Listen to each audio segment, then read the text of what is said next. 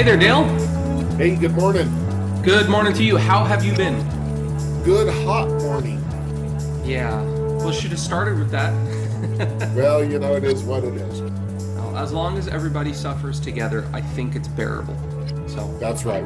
That's right. Okay. well, let's stop sweating a little bit and get into this market update today. Mhm. Start off, we have our VA appraisal promotion that we are doing. At the close of escrow, we will go ahead and reimburse your VA appraisal because you served, we want to serve you. July is almost finished, so if you know of anybody, please send them our way so we can take care of them for you. All right, what else we got cooking, Dale? Tonight at the office, 5 o'clock, our first time home buyer seminar. If you've got anybody that's on the fence that want to learn about some of the first time home buyer programs, have them come, give us a call. Please attend tonight, 5 o'clock at the office. Yeah, and we also do it online, just as we do the credit education seminar. We do it online and in person simultaneously. The credit education seminar, August 1st, 5 o'clock p.m. If you know anybody that needs this information so they can get into their home of their dreams, please send them our way. Speaking of the home of your dreams, Dale, we chatted about this home ownership being one of the greatest tools for the American dream. Buying a home builds your wealth. Tell us about wealth accumulation. Well, it's kind of staggering. I think we all knew that if you own a home, your net worth likely is more than if you rent, simply because you have an asset that's worth something. But apparently, per the Federal Reserve, a homeowner's net worth is typically 40 times greater than the average renter. That's a staggering amount.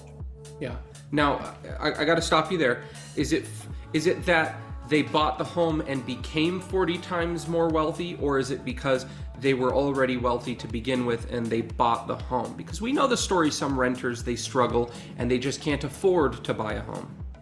Right. It isn't the fact that the homeowner was wealthy to begin with. Sure, they had some money. Sure, they had a down payment. They got a break, I'm sure. But the reality is they're paying into an asset every month. The asset typically is appreciating while the loan balance is coming down.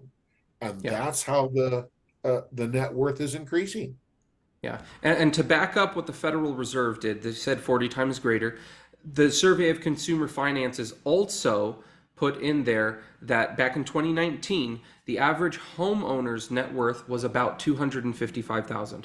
The average renter's net worth was only $6,300. You do the math on that, and very clearly, it's super close to 40, like you had said earlier. But you also mentioned something interesting. You talked about paying into an asset. Mm-hmm. Tell me more about forced savings. Well, in essence, owning a home, that's what it is. It's forced savings. You have to make a payment to live. The balance of the loan is going down. And in general, the house is appreciating in value. It doesn't happen every month, every year, some years better than others, but the average asset appreciation for a home is typically 3 to 4% a year. Yeah, and I have the actual one from S&P, CoreLogic, Case-Shiller, U.S. National Home Price Index. That's a mouthful. Between 1987 and 2020, the average home appreciation was approximately 3.7% on average. Like you said, some years are better, some years are worse. But this year, people don't realize it. A lot of people think the housing market is going through a correction right now, but they couldn't be further from the truth. We are on track for a 10% appreciation gain in home prices. That's national. 10% appreciation gain just this year. It's quite big, and it makes a lot of people more wealthy. So now there's one other aspect about home ownership that can be used to help build wealth, Dale. Leverage. What can you do to leverage it? Well, it's borrowing against it to do other things. Probably the most common reason people borrow against their home is either to buy another home, start a business, possibly pay down consumer debt like credit cards, car loans, things like that. Yeah. but basically it's using the equity in your home to pay other debt. I know quite a few people that buy a home, then once that home's worth X amount of dollars, they borrow against it, they buy another home. And it's a great way to build wealth.